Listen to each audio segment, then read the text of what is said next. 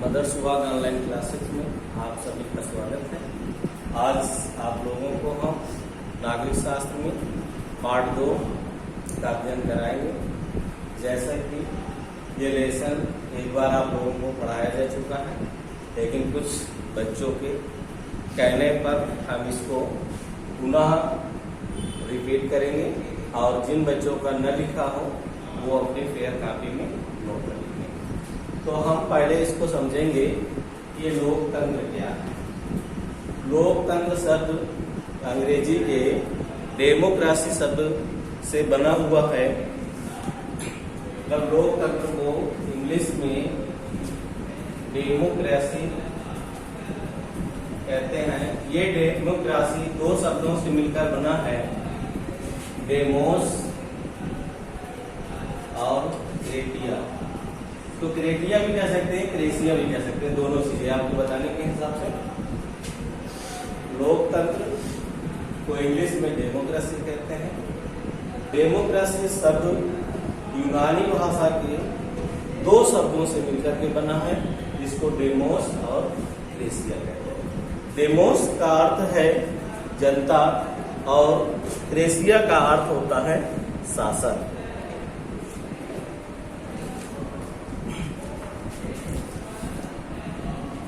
तो इसको हम आपको डेमोस का अर्थ है जनता या पब्लिक इंग्लिश में कहते हैं, और इसे कहते हैं क्रेसिया का मतलब है शासन। इसका शाब्दिक अर्थ में कहा जा सकता है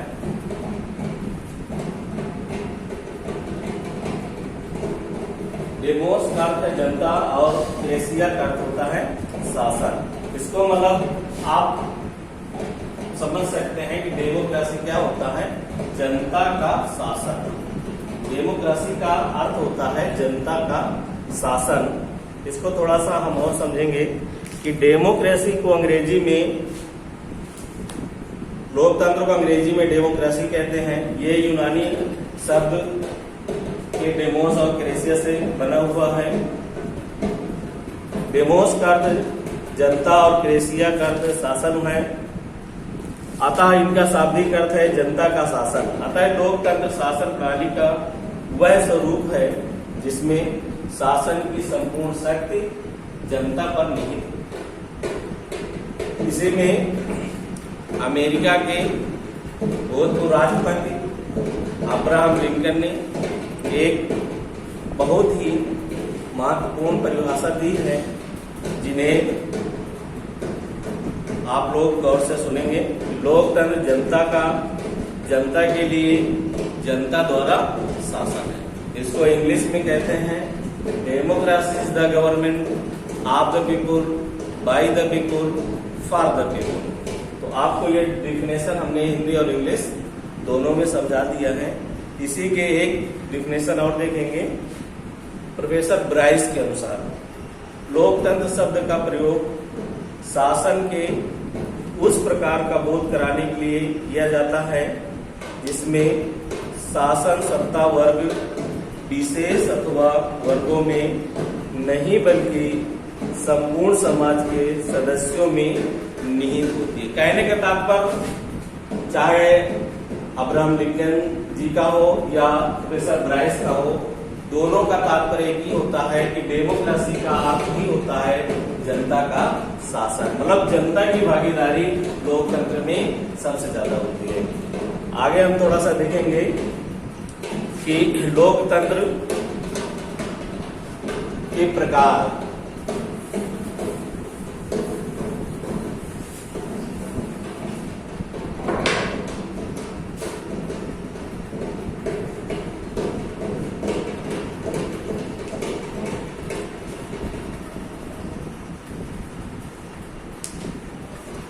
लोकतंत्र के दो प्रकार हैं महत्वपूर्ण। नंबर 1 आपका प्रत्यक्ष लोकतंत्र,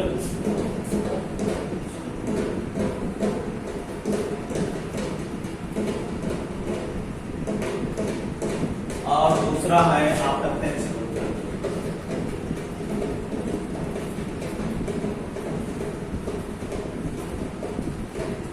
अब हम इनको समझेंगे कि प्रत्यक्ष लोकतंत्र तथा अप्रत्यक्ष लोकतंत्र का क्या मतलब होता है।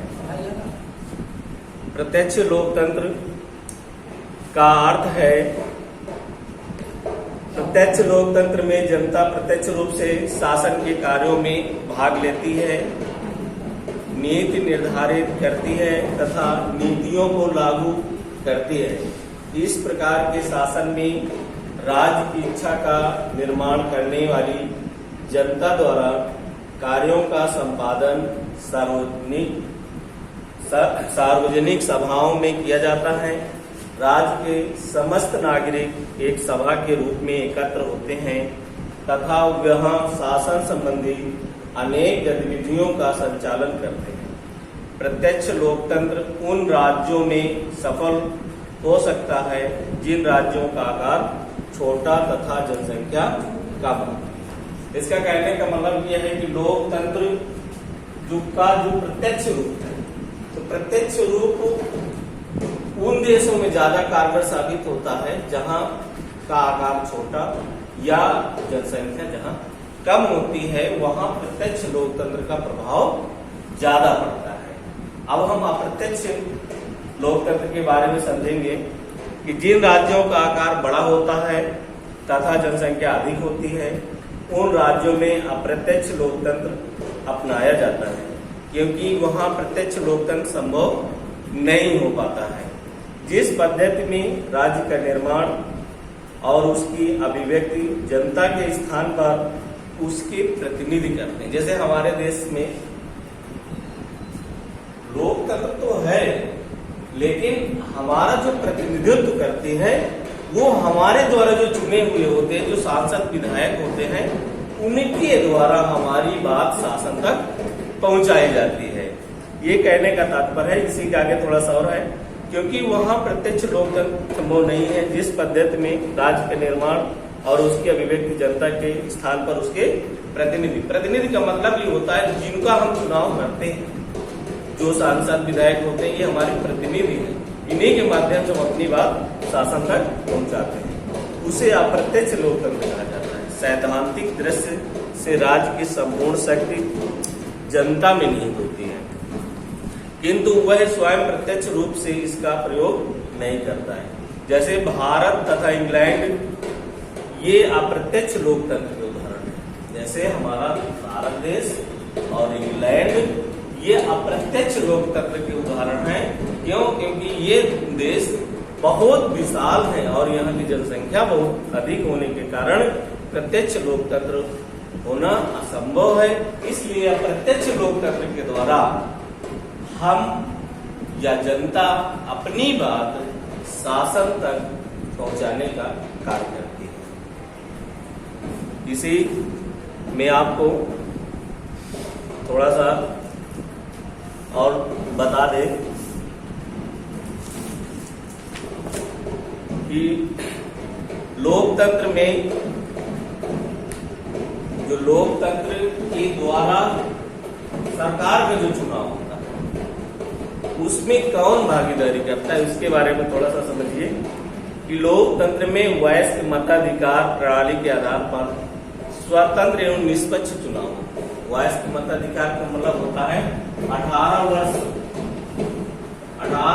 तक या 18 वर्ष से अधिक उम्र के लोगों को चुनाव करने का अधिकार होता है।